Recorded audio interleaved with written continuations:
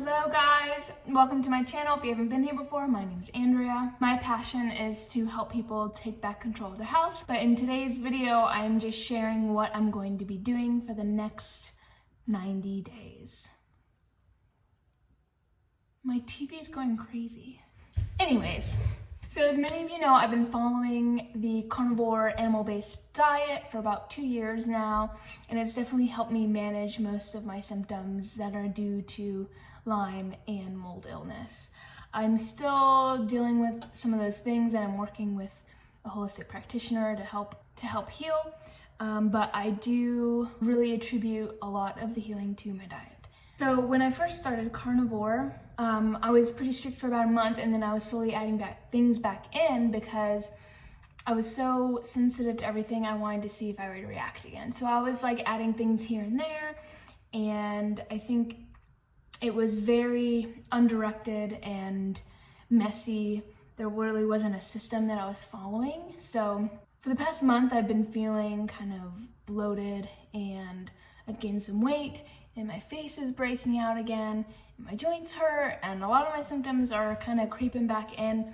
And I've been doing more of like a keto diet, so I'm not eating a lot of carbs, but I'm eating like keto treats, and most of them have like almonds in it and other stuff that I know better, but I think the oxalates are really bothering me. So I'm gonna do a 90-day reset. So what I'm going to be doing for the next 90 days is just eating ruminant meat, and I'll be adding tallow. So I won't be doing dairy, no butter, and I won't be doing eggs. I'm pretty sure eggs are the culprit of my breakouts. I was getting corn and soy-free eggs, and those seem to do okay, but they're kind of expensive, so I just bought some pasture-raised eggs, and I think they're still fed corn and soy, and my face started breaking out again. So after the 90 days, I'm gonna add animal products back in, like dairy and eggs, and do it slowly this time in the right way. So I'll do one thing at a time. I won't like do eggs one day and butter the next day. I'll do eggs for like 2 weeks and then butter for 2 weeks. It'll be a better gauge of what I react to and what I don't. As far as my weight and stuff goes, I'm gonna track stuff. I normally don't track my weight, but I have been, my clothes have been feeling my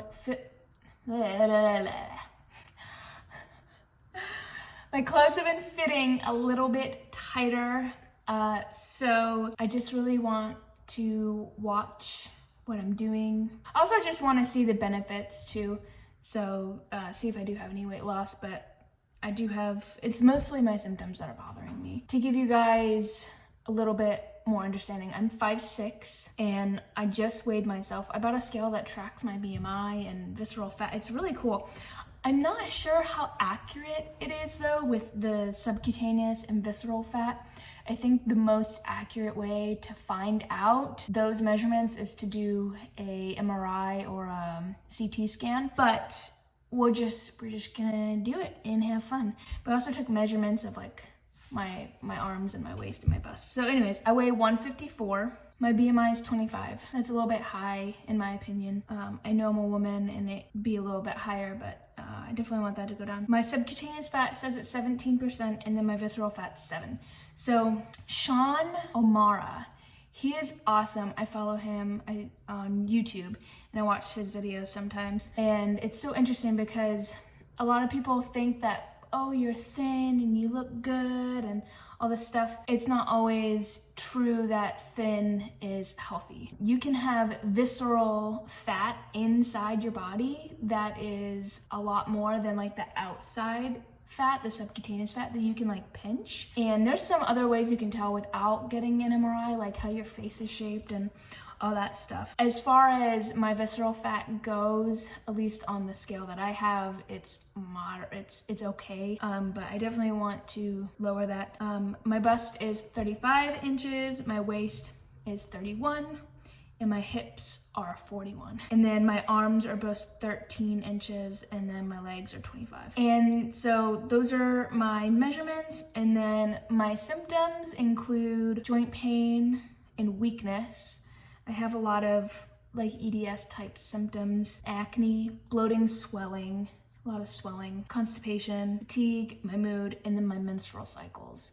So this is also an experiment more than a reset for me, because the only time I've never experienced terrible PMS and pain during my menstrual cycle was in April.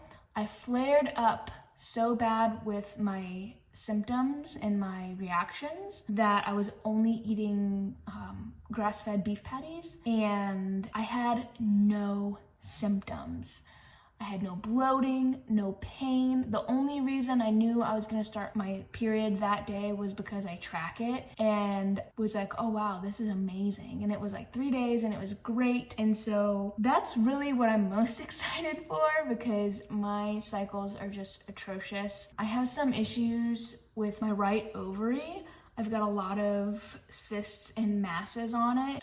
It's interesting because my OBG, she won't call them cysts, but she also doesn't call them like tumors or cancer or anything. I don't think I have cancer, but she's leaning more towards endometriosis. You can't really diagnose that unless you like go in and see if there's lesions, but we're keeping track of the masses. So my next appointment is I think in January or February.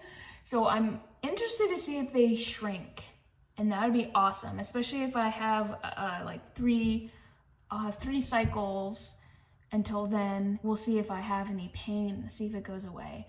So I'm just gonna do ruminant meats, so beef, deer, bison, and organs.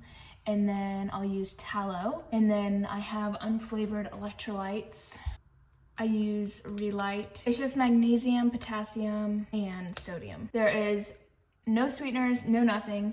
And that's another thing I wanted to mention. So when I started carnivore, I've always had sweeteners, whether it was in my electrolytes or anything else. I do struggle with POTS, so I do need a little bit more electrolytes than even your average person that does a ketogenic or low carb diet. So I think the sweeteners have been hindering me a lot. I do believe I have some sort of sugar food addiction.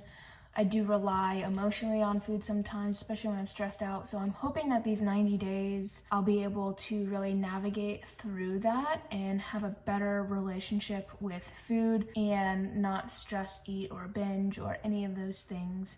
And it's not like, since I've been carnivore for about 2 years, it's not like I'm binging on pizza and pasta. They're low carb things, or ice cream sweetened with erythritol or stuff like that. But I'm pretty sure there's still an addiction to that sweet.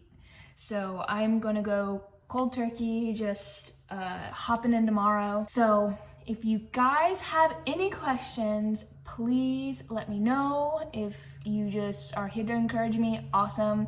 If you want to join me, I know it's short notice, but tomorrow or maybe after the 90 days, I will keep you guys updated about every 2 weeks, and I will do my measurements and all that fun stuff, and I'll post it and let you guys know. And I know it's gonna be over the holidays, so I talked to myself and I said, all right, I'll allow myself 2 days to maybe enjoy something. But now that I'm thinking about it, I think I'm just gonna go straight through the holidays, because I'll be visiting my mom for Thanksgiving, and she pretty much knows how I eat.